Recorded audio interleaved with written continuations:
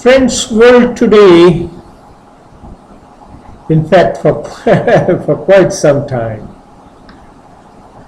world has been a disastrous place. Disastrous to the extent that people are dying, people are suffering, epidemic is affecting every living person today, some safe, some not safe, but everybody under threat. But still, the politics, the political alignments, the commercial thinking, the profit-mindedness, these are some of the dangerous trends which do not seem to have the human element at this moment. While some leaders are doing extremely well for their people, there are others who probably consider people as tools of ruling and not the living beings who need to be looked after, to be cared, to be protected. This type of thinking, of course, in Kali Yuga is not very unexpected, because Kali Yuga is supposed to be a place, time when no right thinking is supposed to be guiding the human activities, but still the element of some human compassion, divinity is supposed to be there, otherwise the world would not be living at all. And it is in this background that we thought we must discuss with each other, are the people today rightly thinking, rightly helping the society to face the crisis, war-like clouds, epidemic,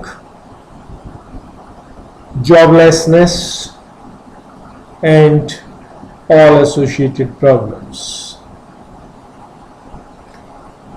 The pillars of the society, particularly in democracy, the politics, the administration, the media, all seem to be in crisis. Take the case of India. We have large number of audio video broadcasters, but all are aligned to political parties, while they should have been really helping the society with impartial journalism. Who is aligned with whom is not clear. Print media was known earlier to take money and give news, but even the audio and video media are on the same lines. Therefore, media on whom the people could depend for impartial and frank reporting could be deceptive. Politics, unfortunate in democracy, the vote is the ultimate driver, and for catching vote, people are ready to do anything. Therefore, who is aligned with whom today may not be the friend tomorrow, may not be a partner tomorrow. This type of character, this type of thinking, this type of lifestyle affects the youth most, Youth looks to media particularly the film,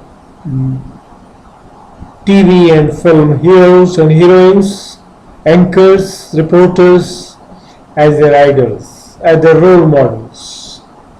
Youth looks at leaders, political, etc., as their role models. Youth looks at intellectuals. I'm not going into the details of it because I am currently already in the education field. I know what deterioration, what downfall has taken place. But youth is most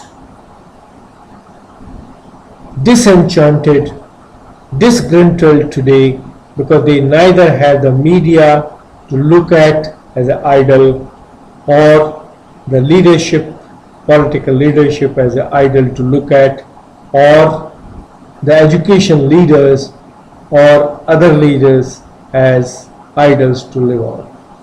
If the youth of the nation does not have an idol to look upon, the youth will be wandering in wilderness, and this wilderness can lead to anarchy, can lead to social unrest, can lead to all type of social, political, economic chaos in any society.